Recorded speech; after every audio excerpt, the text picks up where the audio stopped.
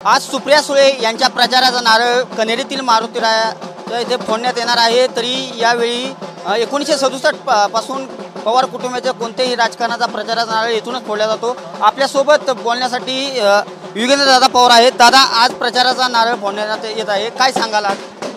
ही आमची परंपरा आहे, दर इलेक्शनला आम्ही इथे येत असतो, तसंच आम्ही यावर्षी पण इथं आलेलो आहे। दादा, कशा पद्धतीचा प्रतिसाद राहील येणाऱ्या?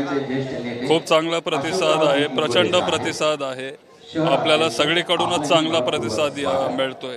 दादा, उद्या देखील पवार कुटुंबातून सुनेत्रा वहिनी पवार आहेत, त्यांच्या देखील प्रचाराला इथून सुरुवात होणार आहे। तर दोन कुटुंबियांचा पवारांचा कनेरी येथूनच फोडण्यात येत आहे, तर कसं पाहतोय? प्रश्न ऐकू येत नाही। उद्या देखील प्रचाराचा नारळ सुनेत्रा वहिनी पवार यांचा इथूनच सुरुवात होणार आहे आणि दोन्ही बाजूनी कोणाला पावेल अशी लोकांच्या चर्चा आहे, काय कोणाला पावेल अशी लोकांच्या चर्चा आहे? नाही, आता काय सांगता येत नाही, शेवटी लोक ठरवतील।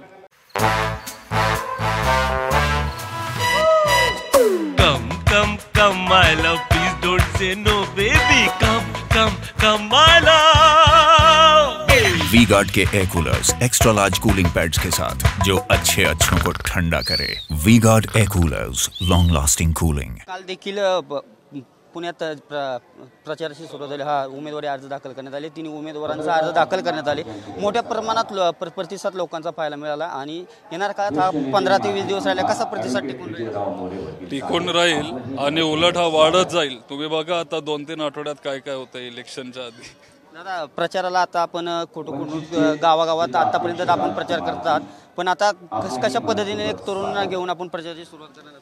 आता आपल्या गावात जाऊन किंवा आपले असे साहेबांचे सभे असतील किंवा गावातले गोंगडी बैठक असतील किंवा हाऊस टू हाऊस शहरामध्ये आम्ही जातोय किंवा पदयात्रा असेल, सगळे वेगवेगळे प्रकारचा प्रचार आम्ही करतोय। विरोधकांकडून नेहमी टीका केली जाते की सुप्रियाताईंनी काम केलं नाही, अशी नेहमीच टीका केली जाते, काय सांगाल? निधी आम्हीच आणला, प्रत्येक वेळेस सांगण्यात येते का? नाही, ते बरोबर नाहीये आणि खूप वेळेला साहेब असतील, ताई असतील, त्यांनी पण त्याच्यावर स्पष्टीकरण दिलंय। त्यांनी सांगितलंय की निधी कुठून आली, कशी आली, कुणी आणली, राजू दादा पण बोललेत।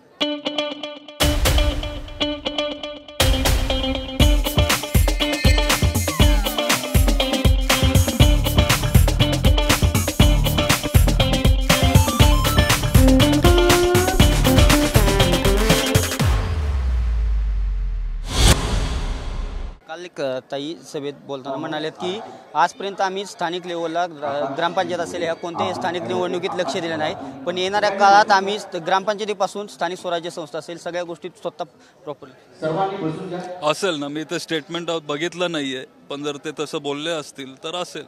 तुमची काय भूमिका असेल?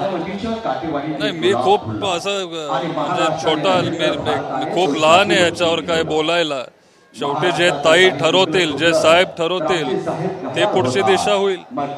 आज प्रचाराचा नारळ फोडला जात आहे, काय वाटतं आपल्याला? एक बाजूने निष्ठा मानली जाते असं ते होते, प्रचाराचा नारळ आज फोडला जातोय, कुणाला पावेल अशी सर्व लोकांची चर्चा आहे का? आता काय तर तुम्ही मी कसं सांगू शकतो ते कोणाला पावेल ते?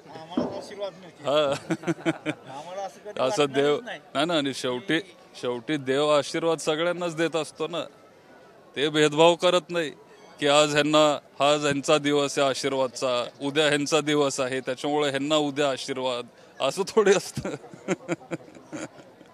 हे होते युगेंद्र पवार। येणाऱ्या काळात गावागावात जाऊन प्रचार करण्यात येणार आहे असं त्यांनी सांगितलेलं आहे आणि आज प्रचाराच्या नारळ स्वतः शरद पवार देखील उपस्थित राहणार आहे असं त्यांनी सांगितलेलं आहे। तर थोड्याच वेळात प्रचाराचा नारळ सुप्रिया सुळे यांच्या प्रचाराचा नारळ फोडण्यात येणार आहे।